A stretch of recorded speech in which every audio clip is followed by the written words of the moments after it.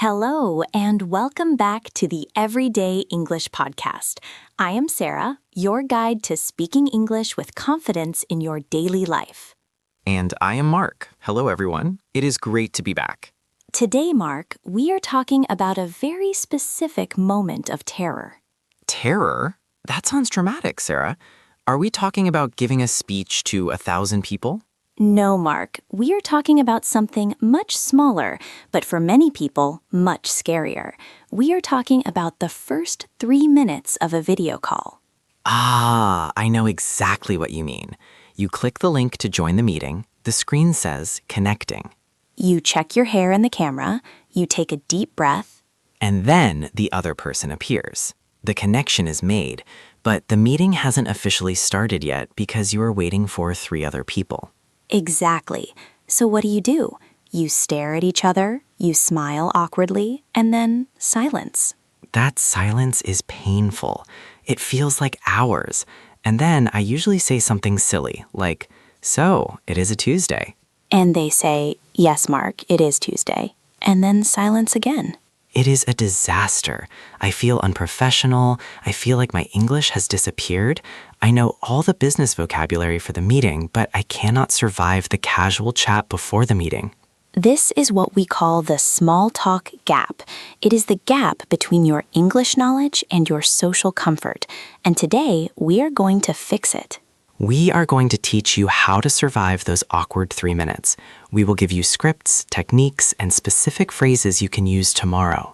Before we dive in, if you want to fix these specific problems in your English life, the moments where you feel stuck or shy, make sure to subscribe to the Everyday English Podcast. We don't just teach grammar, we teach you how to handle real situations. So, click that subscribe button so you never miss a lesson. Sarah, let's start with the basics. Why is this so hard? It is hard because small talk is not about information. It is about safety.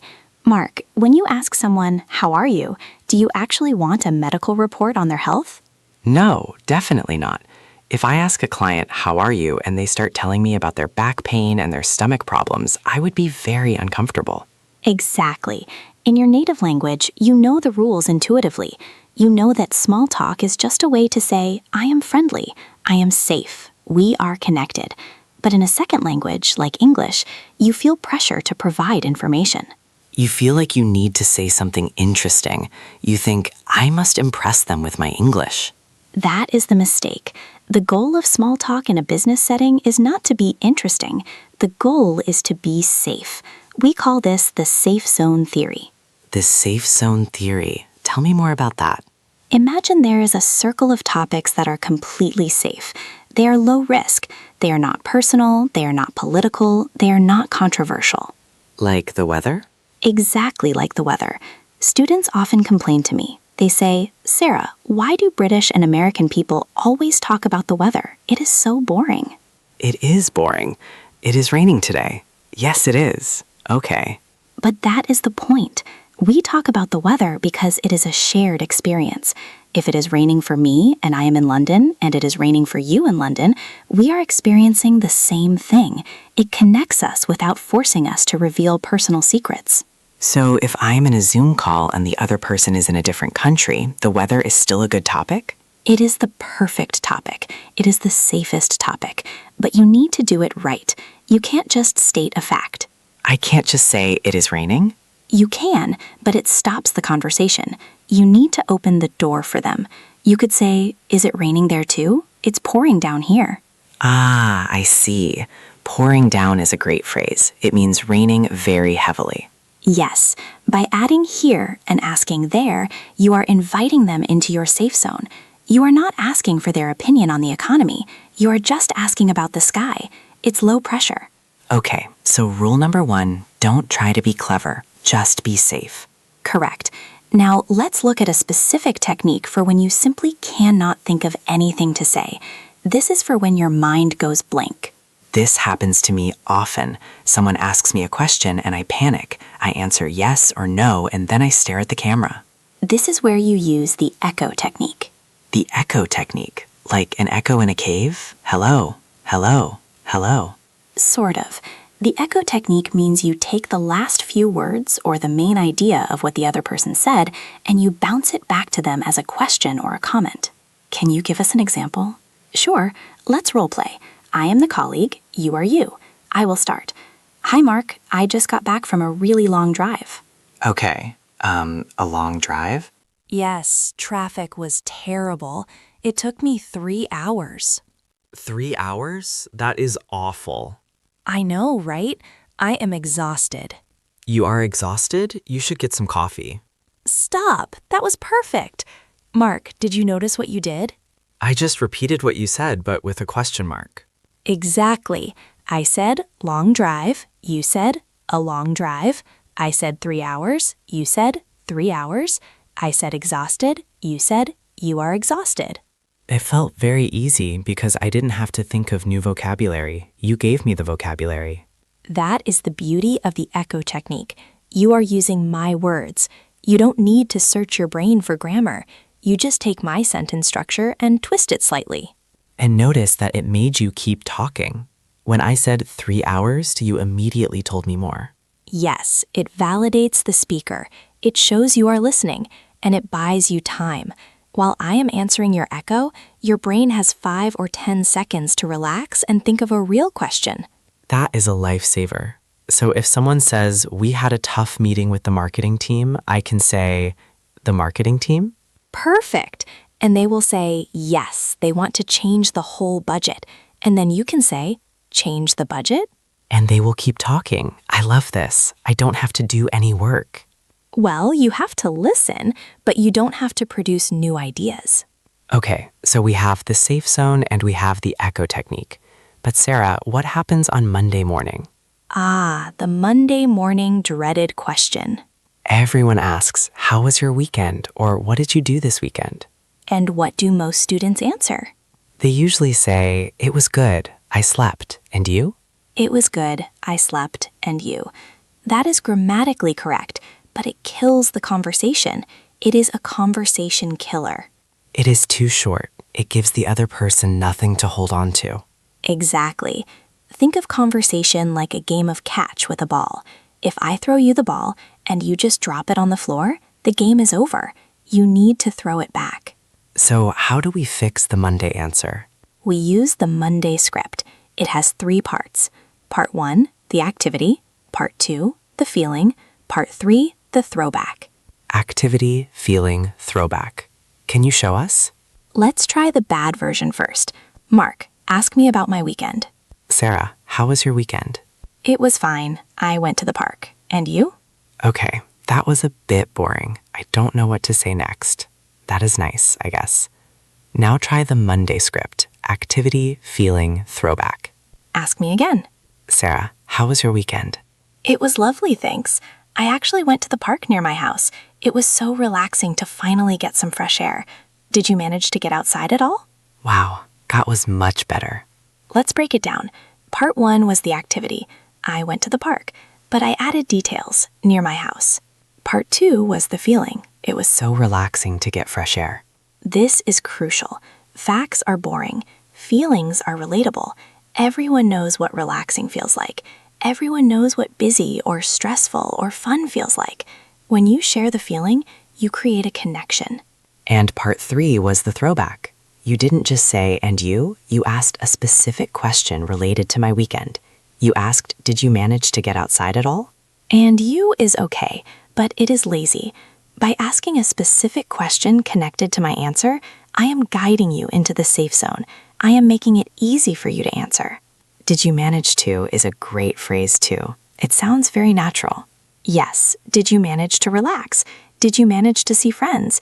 It implies that life is busy and doing these things is an achievement. Okay, I am going to try the Monday script. Ask me, Sarah. Mark, how was your weekend? It was pretty quiet, actually. I just caught up on some reading. It was really nice to just disconnect from the internet for a few hours. Are you a big reader, Sarah? Oh, that was fantastic. You gave me the activity, reading. You gave me the feeling, nice to disconnect. And you threw back a relevant question. Are you a big reader? And now we are talking about books, which is a safe, easy topic. Exactly. We have moved away from the awkward silence and into a real conversation, and it only took 3 sentences. Listeners, I want you to practice this. Write down your Monday script before your meeting starts. Think about one thing you did, how it felt, and a question you can ask. Being prepared is half the battle. If you have the script written on a sticky note next to your computer, you will feel much more confident. Okay, so that handles Monday. But what about Friday? Or any day when you are looking forward? The Friday script is about asking about future plans, but we have to be careful here. Why? Is asking about plans dangerous? It can be. If you ask too directly, it can sound like an interrogation.